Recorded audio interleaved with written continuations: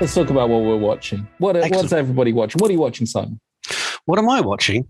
Yes. How long have I got? I've got 3 shows that I'd like to talk about. Can I do that very quickly? 30 seconds each, 90 seconds. 30, so that's 10 seconds. Now. Oh, 30 seconds each. Oh, right. Oh, that's excellent. It's going to be 30 seconds, 10 seconds each. So best TV show that I think I've ever seen, been reviewed on site by your good self, Arcane. Absolutely incredible. Now, I know it's been out a bit, but I've only just watched it. Yeah. Amazing show. Tom Amazing. hasn't seen it yet. Just saying. Okay, so here's my advice. Never watch it because it's so good it ruins all other television. It's incredible. Like cartoons. famously hate cartoons. Yeah. I watched season 3. Real surprise that. Yeah. So what's so good about it is because the characters, the story, and everything makes sense. Nobody makes rash decisions. Everything is in-depth emotion. You feel what's going on. There's real power behind the story. Okay. Then I watched season 3 of Titans. What a pile of crap that is in comparison. It's not bad, but my God, it's rubbish. They make such ridiculous decisions. If you've got Superboy who can help you fight someone, you take him with you. You don't poison him with a bit of spoilers kryptonite, do you? Anyway, and I just finished yesterday watching Reacher, which was very entertaining, I found. I've only read 2 of his books, Lee Child's books. One was a very late one, Sentinel, which was third person, and I like third person books. And the first one, crikey, what was it? I can't remember the name of it now. About a sniper. One Shot. Is it One Shot? Could be. Not sure. Don't remember. Or One Shot? Yeah, someone's going to correct me on that. Yeah, he's... anyway, it doesn't matter. Yes, so I know into the Tom Cruise film. No, it wasn't that one. Different one. And that was a much earlier book, mid, out of his 20 books, it's somewhere like 10 or 11, something like that, written first person. And I found that book really quite almost adolescent in its writing. It's quite young, I felt, not like adult fiction. But you get a great feel for the character. And this series is pretty good. He gets beaten up a bit too much, I think, and the fight's gone a bit too long for the book. But it's a good. It's pretty good. Nice. Stretched a bit too long, maybe. Could have done with maybe 7 episodes as opposed to 8 or 6 or 5. 6 or 6. There was enough in there to make it last as long as it did. Good, and decisions were made. There was an emotional core, and there was decisions were made logically. There was nothing that took you out and went, "Oh, that's ridiculous." Apart from maybe a 4-foot bloke beating up a 6-7-foot bloke. I mean, that was a bit stupid, but it happens. He fell in a swimming pool, didn't he? Let's hold him down. Spoilers. Yeah, whatever. Anyway, so yes, Reacher, thumbs up. Versus the movies. Oh, pisses all over the movies. Even Macquarie's. Yeah, pisses all over them. All right. And I enjoyed the first one. Second one was pile of pants, but I enjoyed the first one. Even with that, 3-foot Tom Cruise. I do not beating up 5 or 6 people. We wouldn't have got this Reacher without that, though, because ironically, I've read 20 of the books. There's nowhere near enough action for an 8-episode series where he has at least 2 fight scenes per episode. There isn't that in the books. He not beats up 4 drunk teenagers in chapter 2, and then in the final chapter, he kills everybody.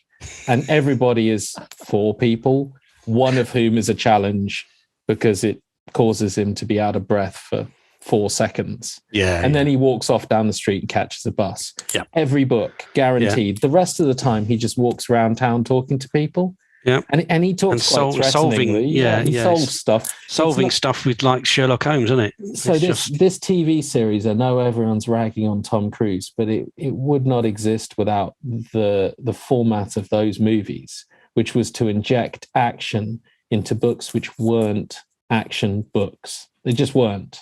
It's an action TV series. It's proper, I'm going to have a fight scene every few seconds just in case you fall asleep. And I really enjoyed it.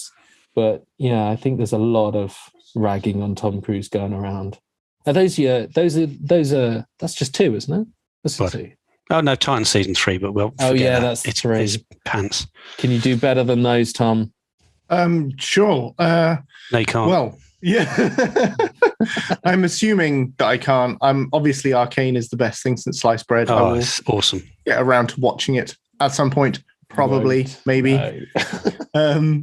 Off the back of a review on site, off the back of Kaz's review, I've been watching the first few episodes of The After Party on Apple TV Plus, which is just brills. It's the latest thing by Phil Lord and Chris Miller, who were responsible for the Lego movies and Into the Spider-Verse, and also had a hand in the Jump Street movies. And it is just pure joy from start to finish. It's a murder mystery. Each episode is from the perspective of a different character and all the characters have been gathered together in one house, and they've been sequestered there by the police, and they're being interviewed in turn. And so obviously each of them have their own, not only their own story, but their own style of telling a story. So you'll get an episode that's like a rom-com, an episode that is like an action movie. An episode that is a musical.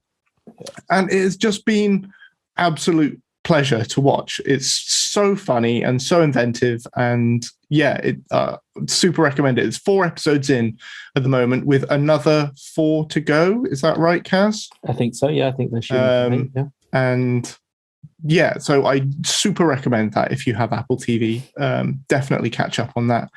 And also I've been watching, or I had to watch, I should say, Pam and Tommy, which is a drama following the story of the leaked sex tape for Pamela Anderson and Tommy Lee in the 90s. And it took a while for it to win me over. It's got its problems, not least of which Pamela Anderson's lack of involvement and lack of blessing and supposed unhappiness generally with the fact that the story is getting retold at all. It's a difficult sort of hurdle to get over. But actually the way that she's portrayed by the 3rd episode, and there have been 3 so far, they're releasing another 5 every Wednesday.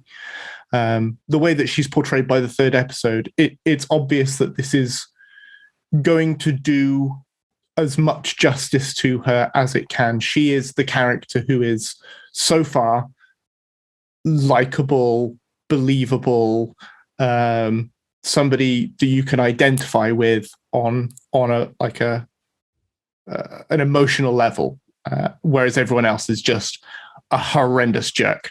But it's extremely graphic, which is quite a surprise for something that's airing on Disney. If you are not turned off by episode 2, and there is some really shocking stuff that goes on in episode 2, then you'll probably be with it for the long haul. And I think I am. I'm looking forward to seeing the rest of it.